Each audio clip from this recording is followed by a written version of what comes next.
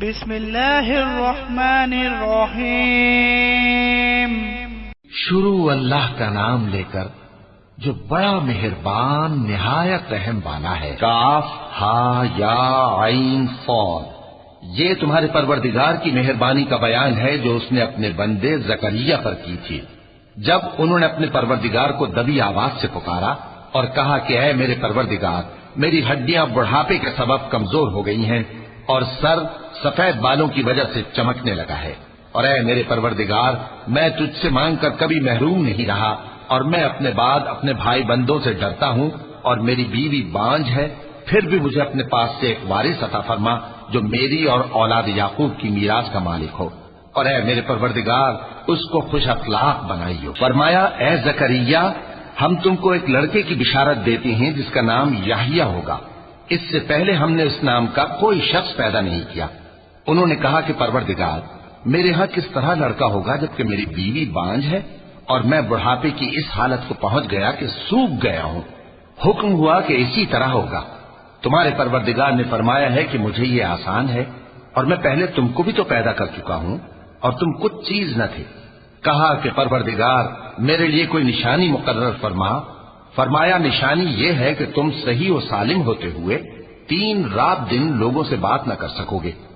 پھر وہ عبادت کے حجرے سے نکل کر اپنی قوم کے پاس آئے تو ان سے اشارے سے کہا کہ صبح و شام تسبیح کرتے رہو۔ فرمایا اے یحییٰ، ہماری کتاب کو مضبوطی سے تھامے رہو، اور ہم نے ان کو لڑکپن ہی میں دانائی عطا فرمائی تھی اور اپنے پاس سے شفقت اور پاکیزگی دی تھی، اور وہ پرہیزگار تھے اور وہ اپنے ماں باپ کے ساتھ نیکی کرنے والے تھے اور سرکش اور نافرمان نہیں تھے۔ اور جس دن وہ پیدا ہوئے اور جس دن وفات پائیں گے اور جس دن زندہ کر کے اٹھائے جائیں گے ان پر سلام ہے۔ اور کتاب یعنی قرآن میں مریم کا بھی تذکرہ کرو، جب وہ اپنے لوگوں سے الگ ہو کر مکان کے مشرقی حصے میں چلی گئیں، پھر انہوں نے ان کی طرف سے پردہ کر لیا تو ہم نے ان کی طرف اپنا فرشتہ بھیجا، سو وہ ان کے سامنے ایک خوبصورت مرد کی صورت میں آیا۔ مریم بولی کہ اگر تم پرہیزگار ہو تو میں تم سے بچنے کے لیے رحمان کی پناہ لیتی ہوں۔ فرشتے نے کہا کہ میں تو تمہارے پروردگار کا بھیجا ہوا یعنی فرشتہ ہوں، اور اس لیے آیا ہوں کہ تمہیں پاکیزہ لڑکا بخشوں۔ مریم نے کہا کہ میرے ہاں لڑکا کیوں کر ہوگا جبکہ مجھے کسی مرد نے بطور شوہر چھوا تک نہیں اور میں بدکار بھی نہیں ہوں۔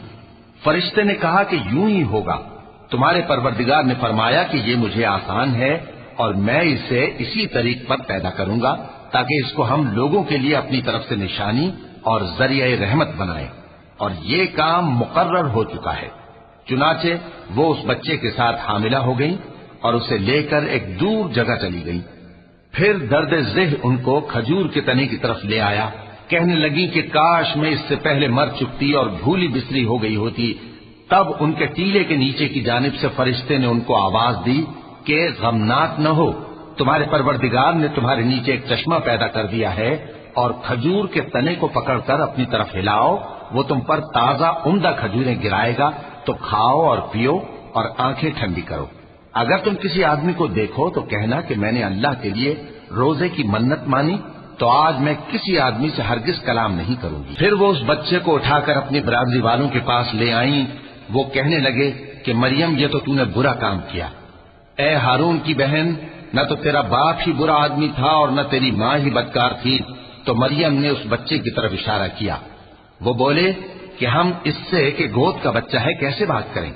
بچے نے کہا کہ میں اللہ کا بندہ ہوں، اس نے مجھے کتاب دی ہے اور نبی بنایا ہے، اور میں جہاں ہوں اور جس حال میں ہوں اس نے مجھے صاحب برکت بنایا ہے، اور جب تک زندہ ہوں مجھ کو نماز اور زکوٰۃ کا ارشاد فرمایا ہے، اور مجھے اپنی ماں کے ساتھ نیک سلوک کرنے والا بنایا ہے اور سرکش و بدبخت نہیں بنایا، اور جس دن میں پیدا ہوا اور جس دن مروں گا اور جس دن زندہ کر کے اٹھایا جاؤں گا مجھ پر سلام ہے۔ یہ مریم کے بیٹے عیسیٰ ہیں، اور یہ سچی بات ہے جس میں لوگ شک کرتے ہیں۔ اللہ کو شایع نہیں کہ کسی کو بیٹا بنائے، وہ پاک ہے، جب کسی چیز کا ارادہ کرتا ہے تو اس کو یہی کہتا ہے کہ ہو جا تو وہ ہو جاتی ہے، اور بے شک اللہ ہی میرا اور تمہارا پروردگار ہے، تو اسی کی عبادت کرو، یہی سیدھا رستہ ہے۔ پھر اہل کتاب کے فرقوں نے باہم اختلاف کیا، سو جو لوگ کافر ہوئے ہیں ان کو بڑے دن یعنی قیامت کے روز حاضر ہونے سے خرابی ہے۔ وہ जिस दिन हमारे सामने आएंगे कैसे सुनने वाले और कैसे देखने वाले होंगे, मगर जालिम आज खुली गुमराही में है। और उनको हसरत और अफसोस के दिन से डरा दो जब बात फैसल कर दी जाएगी और वो गफलत में पड़े हुए हैं और ईमान नहीं लाते। हम ही जमीन के और जो लोग उस पर बसते हैं उनके वारिस होंगे और हमारी ही तरफ उनको लौटना होगा। और किताब में इब्राहिम का जिक्र करो, बेशक वो निहायत सच्चे थे, पैगंबर थे। जब उन्होंने अपने बाप से कहा कि अब्बा, आप ऐसी चीजों को क्यों पूछते हैं जो न सुने और न देखें और न आपके कुछ काम आ सकें। अब्बा, मुझे ऐसा इल्म मिला है जो आपको नहीं मिला, तो मेरे साथ हो जाइए, मैं आपको सीधी राह पर ले चलूंगा। अब्बा, शैतान की पूजा न कीजिए, बेशक शैतान अल्लाह का नाफरमान है। अब्बा, मुझे डर लगता है कि आपको अल्लाह का अजाब आ पकड़े तो आप शैतान के साथी हो जाएं। उसने कहा कि इब्राहिम, क्या तू मेरे माबूदों के खिलाफ है?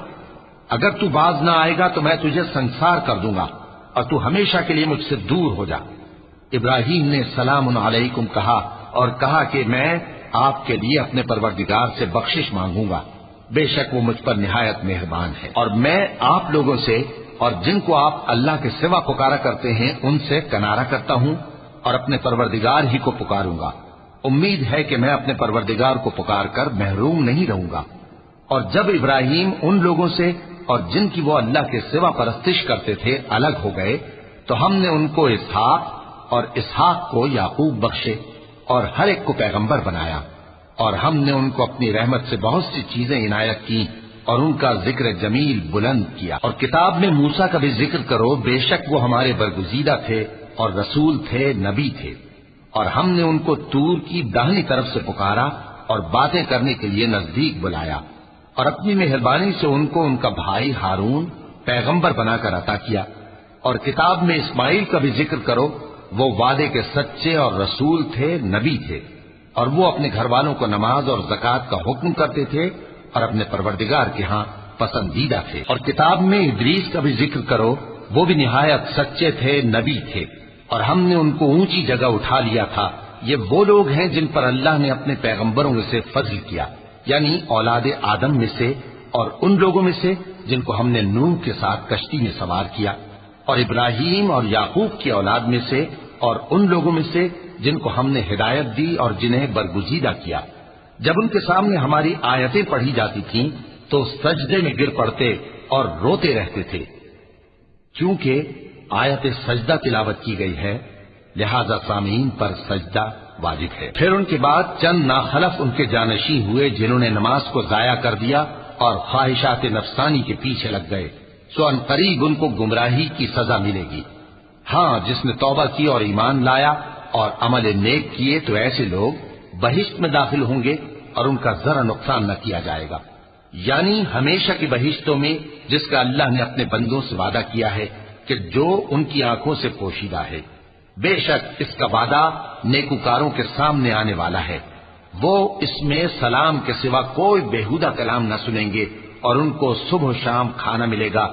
यही वो जन्नत है जिसका हम अपने बंदों में से ऐसे शख्स को मालिक बनाएंगे जो परहेजगार होगा। और फरिश्तों ने पैगंबर को जवाब दिया कि हम तुम्हारे परवरदिगार के हुक्म के सिवा उतर नहीं सकते।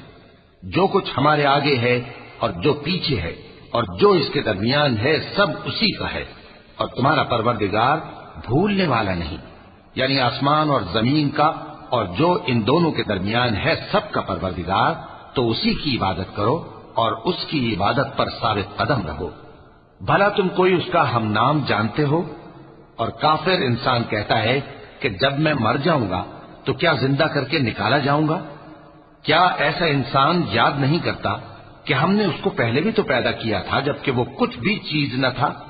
सो तुम्हारे परवरदिगार की कसम, हम इनको जमा करेंगे और शैतानों को भी, फिर इन सबको जहन्नम के गिर्द हाजिर करेंगे और वो घुटनों पर गिरे हुए होंगे। फिर हर गिरोह में से हम ऐसे लोगों को खींच निकालेंगे जो रहमान के मुकाबले में सख्त सरकशी करते थे। फिर हम उन लोगों से खूब वाकिफ हैं जो उसमें दाखिल होने के ज्यादा लायक हैं, और तुम में से कोई शख्स नहीं मगर उसे इस पर गुजरना होगा। ये तुम्हारे परवरदिगार पर लाजिम है, मुकर्रर है।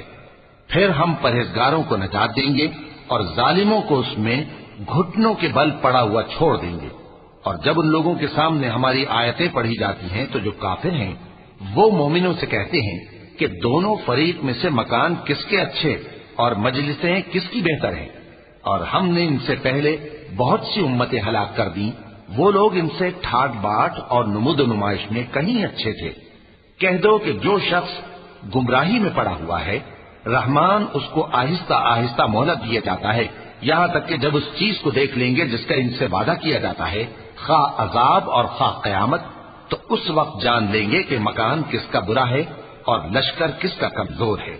اور جو لوگ ہدایت یاب ہیں اللہ ان کو زیادہ ہدایت دیتا ہے، اور نیکیاں جو باقی رہنے والی ہیں وہ تمہارے پروردگار کے ہاں صلے کے لحاظ سے خوب اور انجام کے اعتبار سے بہتر ہے۔ بھلا تم نے اس شخص کو دیکھا جس نے ہماری آیتوں سے کفر کیا اور کہنے لگا کہ اگر میں ازسر نو زندہ ہوا بھی تو یہی مال اور اولاد مجھے وہاں ملے گا؟ کیا اس نے غیب کی خبر پالی ہے یا اللہ کے یہاں سے عہد لے لیا ہے؟ ہرگز نہیں، یہ جو کچھ کہتا ہے ہم اس کو لکھتے جاتے اور اس کے لیے آہستہ آہستہ عذاب بڑھاتے جاتے ہیں، اور جو چیزیں یہ بتاتا ہے ان کے ہم وارث ہوں گے، اور یہ اکیلا ہمارے سامنے آئے گا، اور ان لوگوں نے اللہ کے سوا اور معبود بنا لیے ہیں تاکہ وہ ان کے لیے موجب عزت ہوں۔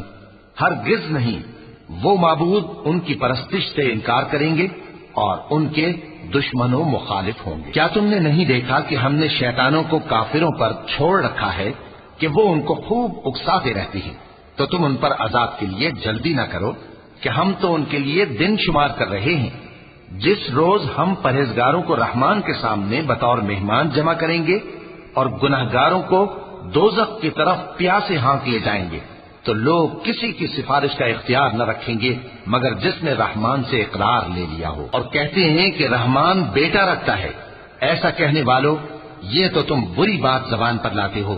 قریب ہے کہ اس جھوٹ سے آسمان پھٹ پڑے اور زمین شق ہو جائے اور پہاڑ پارا پارا ہو کر گر پڑے کہ انہوں نے رحمان کے لیے بیٹا تجویز کیا، اور رحمان کو شایع نہیں کہ کسی کو بیٹا بنائے۔ ہر شخص جو آسمانوں اور زمین میں ہے رحمان کے روبرو بطور بندہ ہی آئے گا۔ اس نے ان سب کو اپنے علم سے گھیر رکھا اور ایک ایک کو شمار کر رکھا ہے، اور یہ سب قیامت کے دن اس کے سامنے اکیلے اکیلے حاضر ہوں گے۔